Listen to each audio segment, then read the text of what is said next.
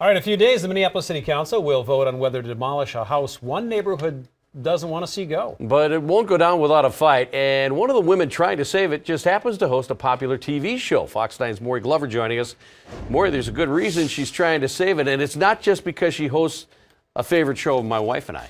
Oh, yeah, no. Yeah. Millions know Nicole Curtis is the host of the home improvement show Rehab Addict on HGTV and the DIY network. She lives in South Minneapolis, and she's celebrating Earth Day by doing what she does best, trying to save an old home, this time in her own neighborhood.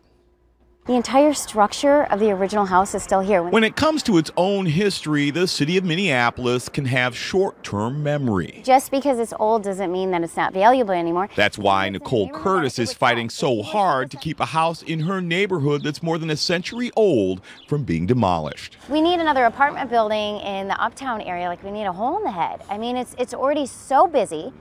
And I get it if we want to do pro-density, but then go build on the vacant lots we already have. Down the Mississippi steam the Whitmore wheel. The home at the corner of 24th and Colfax was built in 1893 by one of the city's master builders, T.P. Healy, known as the king of the Queen Anne style of architecture.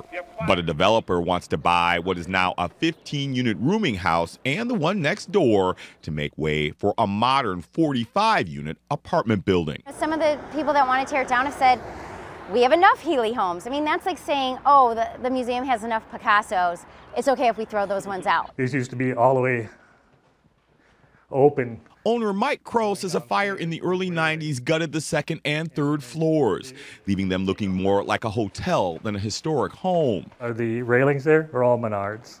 And other than the staircase and a window in the main entry, there aren't many of Healy's signature touches left in the house to preserve. I mean, it's the best thing for the neighborhood. You know, it's the best thing for the city. You know, it would increase the number of people with disposable income. It would increase the city's tax base. If there was something left to save, I probably wouldn't have had a problem trying to sell it. But Curtis says there's still enough of a foundation to restore the house to its former glory. We're the people that actually have to live here and see this every day.